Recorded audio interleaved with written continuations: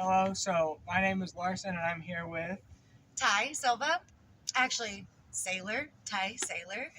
and we're here at Let's Go Crazy Community Garden in Mineral Wells.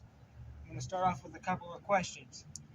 So, who does it take to run a community garden? Well, definitely the community. I know that's kind of like a maybe obvious answer, but it definitely takes the community to be the growers. But it does also take, like the administrative type things to make that happen as well. So we do have a board of directors with the finance team and an attorney, so we did bring in like professionals as well to make sure that we get this like off on a good foot and like stay consistent. So So, who did you have to talk to start the community garden? Did you have to get permission from the city, or is there any? yeah, that's a good question. We did not have to get permission from the city. This property that we're operating on is private property, so we actually asked the landowner if he was willing to let us operate on the property and build a community garden. So that's how that worked out. So, who pays for the community garden? How is it funded? Yeah.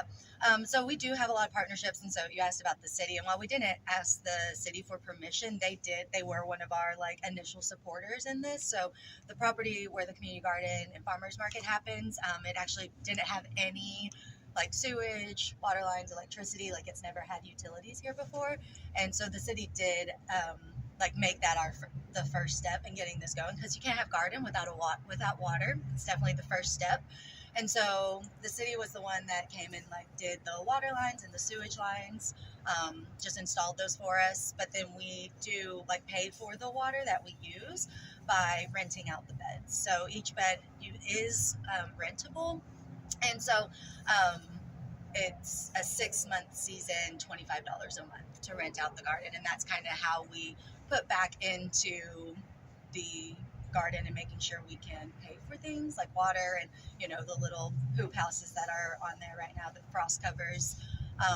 We do also just I want to mention, well, maybe I'm talking too fast. I'll hold on It's to okay. that one. Go ahead. Go ahead. But other than renting the garden beds, we did organize as a nonprofit. So Let's Grow Crazy is officially a 501c3. So we are able to write grants, which we did. That's how we were able to actually build. What are your goals for the community garden?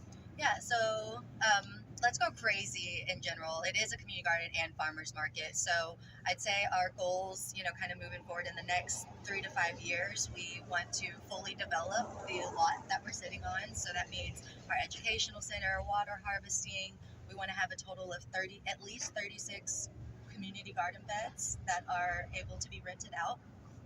And then we also want to create like kind of behind here, like beautify the space as well. So with trees, flowers, edible plants, we want to put an orchard in here. So we do already have 2 plum trees that are behind us. So we want to get at least 4 more fruit trees in here.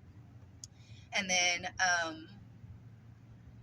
at that point, we also want to be and I guess we are starting to do it right now. We have been doing it this year, but really increase our education component. So, and we want this spot to be like the model spot. So that's why we did decide to just go ahead and start growing with what we had so that as a community, people could see this lot develop as well and be a part of that this space can always be where you can come to learn how to plant, learn how to grow, learn the planting schedules, get connected to other growers.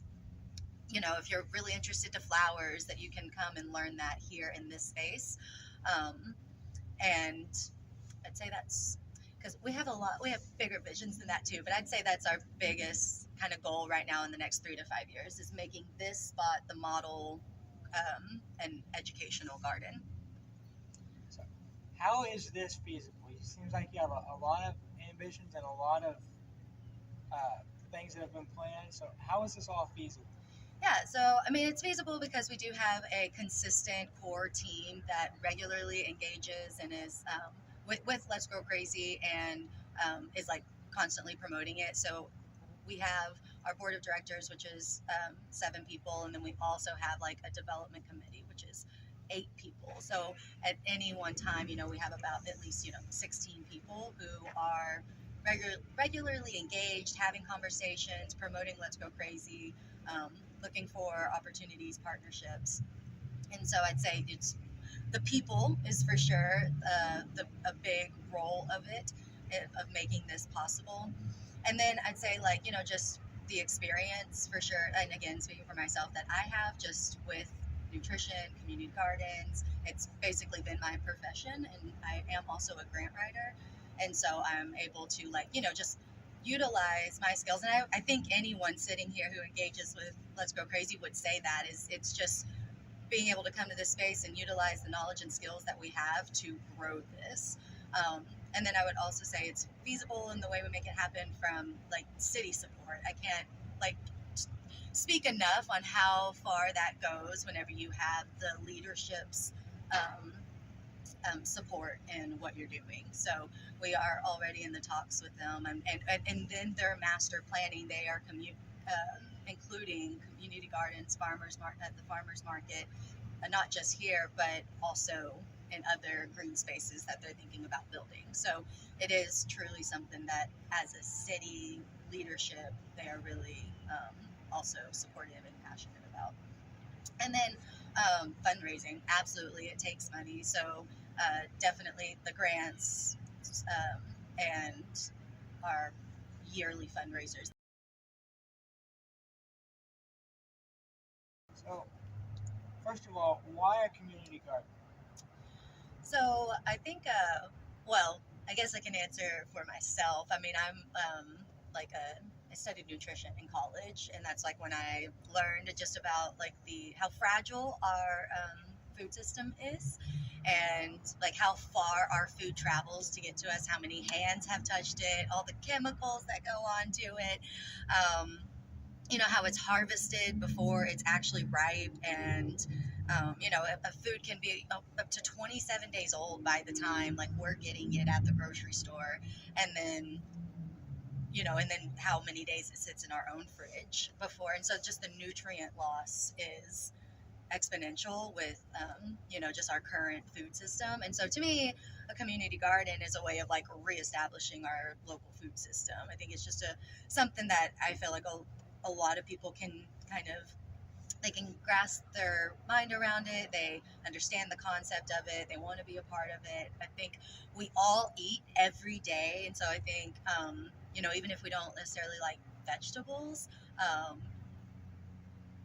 think everyone feels a connection to food. And so that's why a community garden. So why in Mineral Wells?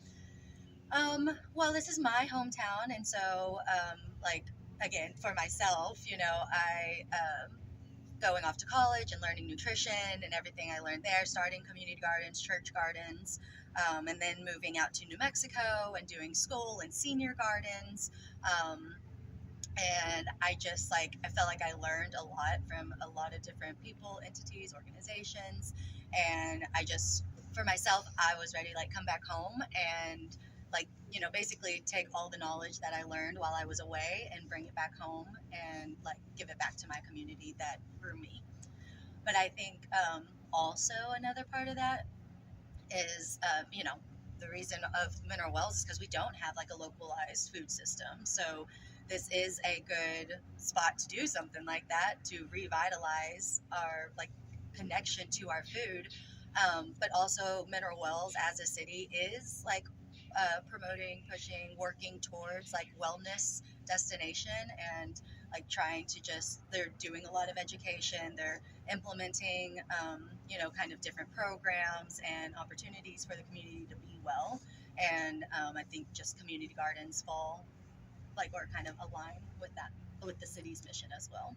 So it just felt like, since the city also supports things like this and wellness, that it was a good spot to make this happen.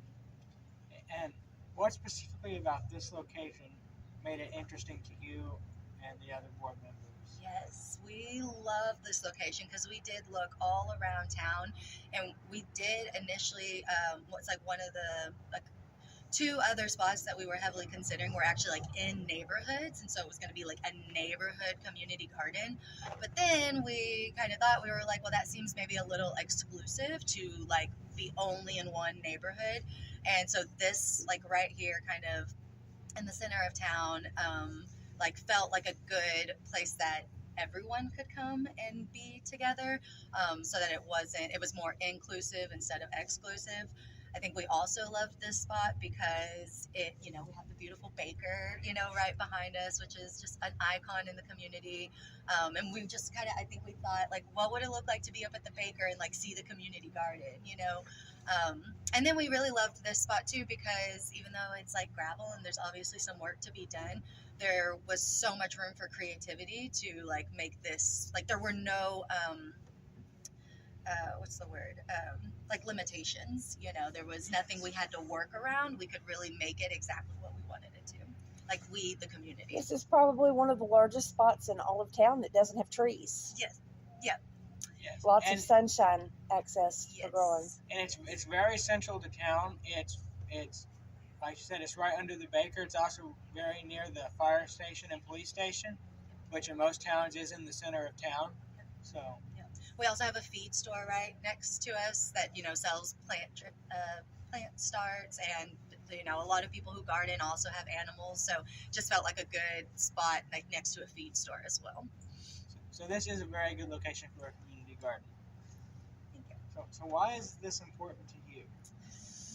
Oh man, she kind of has answered that one already. Yeah, but I will say it actually does go even a little more deeper for me, because when I was growing up here in Mineral Wells, and this is not to like shame Mineral Wells or anything, it's just the truth.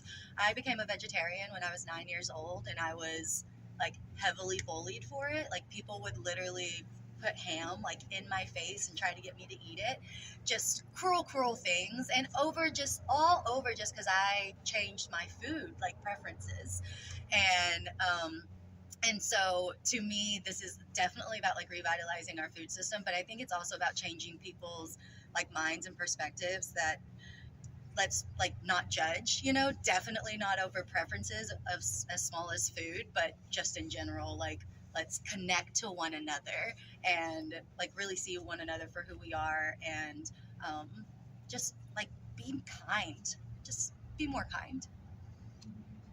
So how do you recruit members or leadership or any of that? Yeah, so we presented at meetings, and we always, we're always telling people that like if they want to get involved, they certainly can. We always have a sign-up sheet at these meetings for people to kind of get into our network. We also host, we call them garden greetings, every other month. That's how we started out doing it, was we hosted garden greetings, and people would meet us like at Old School Pizza. We'd tell them the story of Let's Go Crazy, kind of tell them like the needs specifically of, hey, we're looking for an attorney, we're looking for a fundraiser, like someone who's done fundraising, someone who wants to lead the community garden, so we kind of put out there what we were, like kind of the skills and knowledge that we were needing on the team. We did kind of get to capacity through that first year, and so in the second year we didn't do as much recruiting. We did a lot more fundraising and development, like planning of like the long-term vision and goals of Let's Grow Crazy. And but starting next year, now that we have that all aligned, we will go back to having garden greetings every other month as a way for the community to meet us, hear what we're about, and get involved. I'm here with Matthew Saylor, and he's tending his garden right now. He's going to tell us a little bit about what he's doing to it. Yes, so what I'm doing right now is I'm pruning basil seeds. So these are all old dead flower heads that contain a bunch of little black seeds that we'll use to save and grow our next crop in the spring.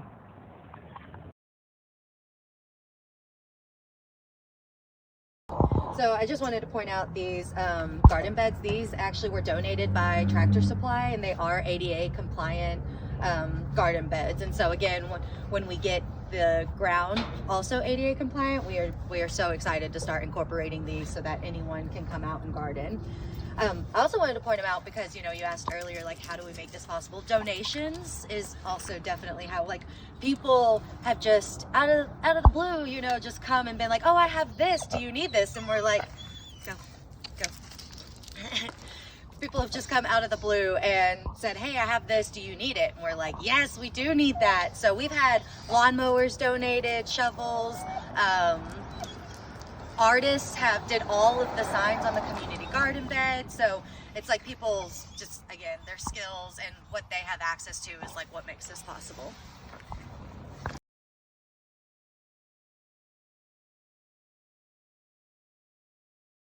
Right, we're on. There you go. Okay. So yeah, a couple other things that I want to include is like, so this is our community garden beds. We were very passionate about having like not having to bend over for gardening, so we made them hip height, so it's like really easy, at least as an adult, to get in there. But we did also put these boards around it, so if you have little kids, like I know in the spring and summer season we had two little ones like under 6 gardening with their mama out here, and so they brought like a little step stool and they would like climb up and sit on the top of the bed. So we tried to like think about those things. These will also we want to build some more like these, and once we get the gravel situation handled, we definitely want to make this space like ADA compliant as well, so anyone with wheelchairs or seniors, elders can also come out here and participate in the community garden.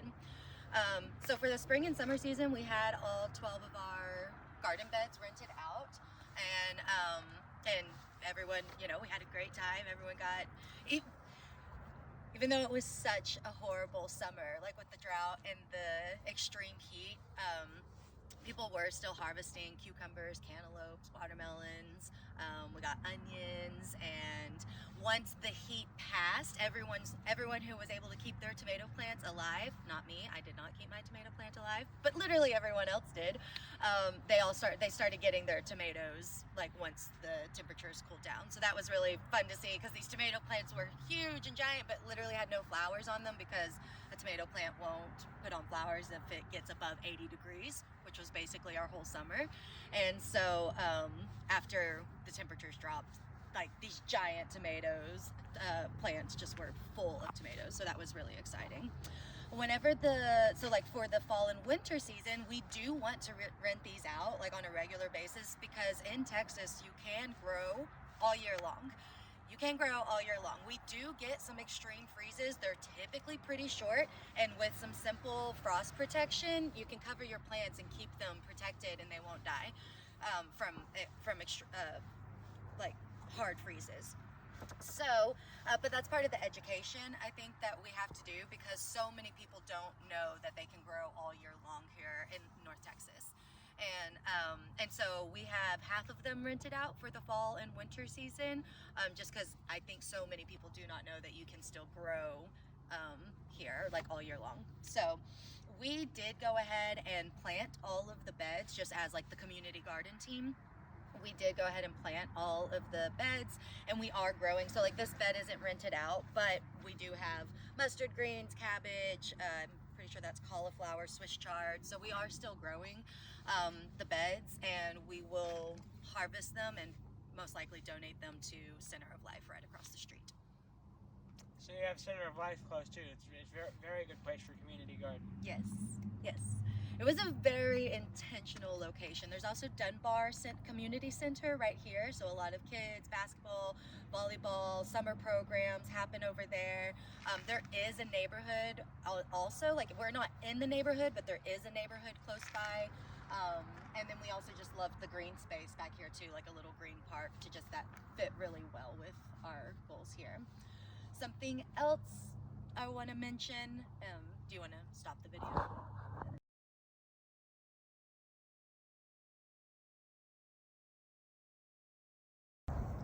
Okay, so there are just a couple other things that I wanted to say after we were walking around the garden.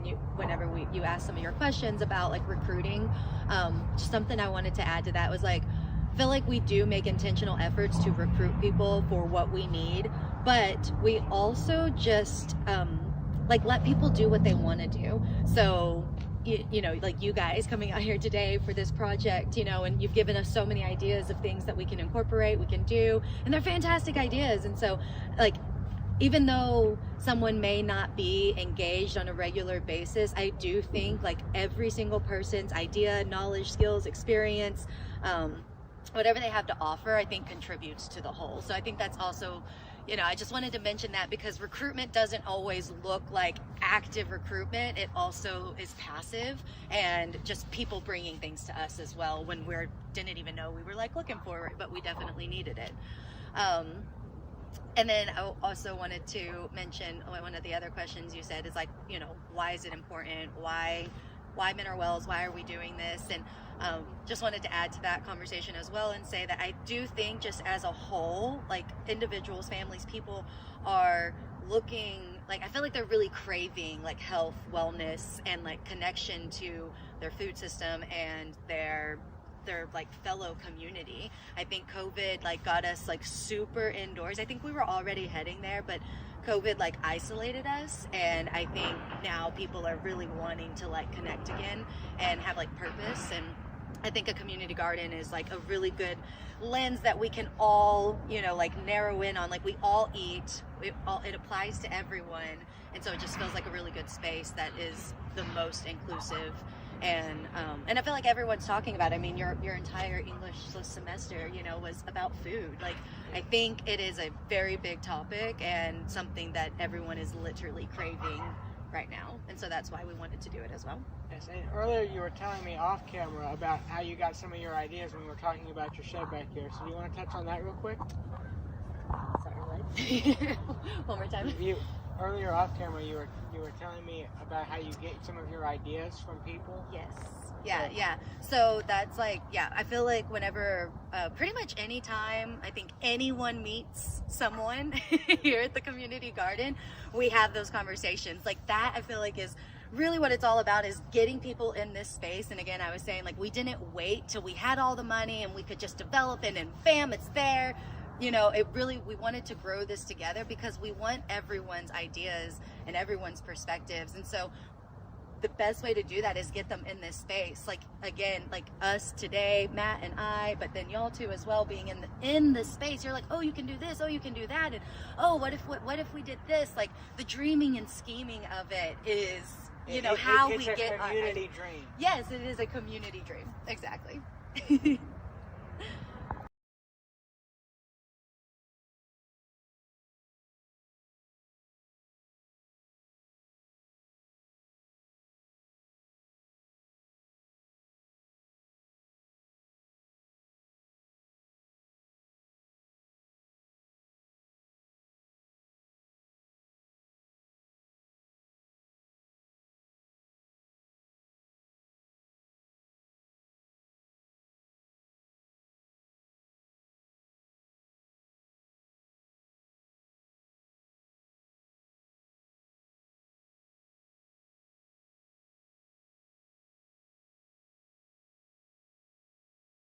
Three to 5 years, we want to fully develop the lot that we're sitting on. So that means our educational center, water harvesting.